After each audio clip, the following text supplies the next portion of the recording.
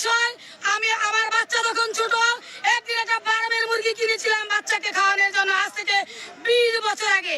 সেই ফার্মের মুরগির গন্ধ নাকে বয়ে আমার আজও বেড়ায়। তাই আমি কিন্তু একটা প্রাইমারি স্কুলের টিচার হয়ে একটা দেশি মুরগি কিনে খেতে আমি আজও পারিনি। দেশের সরকারিগুলা কি করতেছে? সরকারের কাছে আমার প্রশ্ন, আর কতদিন এই ফার্মের মুরগির গন্ধ আমি নাকি নিয়ে বেড়াবো? 20টা বছর ধইরা এই ফার্মের মুরগির গন্ধ আমি নাকি নিয়ে বেড়াইতেছি। এখন নাকটাও গন্ধ গন্ধ হয়ে গেছে। এইবার নাকটা একটু দেশি মুরগির গন্ধ চায়। হ্যাঁ, সরকার কবে দিব এই ভাতা? ইলিশ মাছ খাওয়ার ভাতা দেয়, হ্যাঁ, গরুর মাংস খাওয়ার ভাতা দেয়, আর আমার মুরগির মাংস খাওয়ার ভাতা দিব না? হ্যাঁ, একটা দেশি মুরগি তো চাইছি, আর কি চাইছি? দেশি মুরগি খাওয়ার জন্য 5-10 হাজার টাকা ভাতা তো এক্সট্রা দিতে পারে নাকি?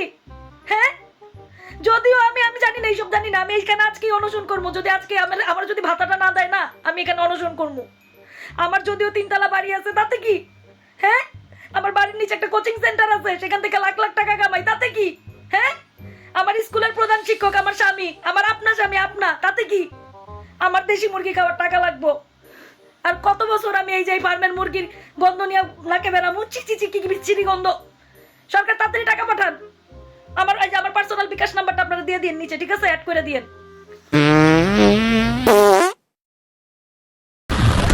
খাবার তোমাদের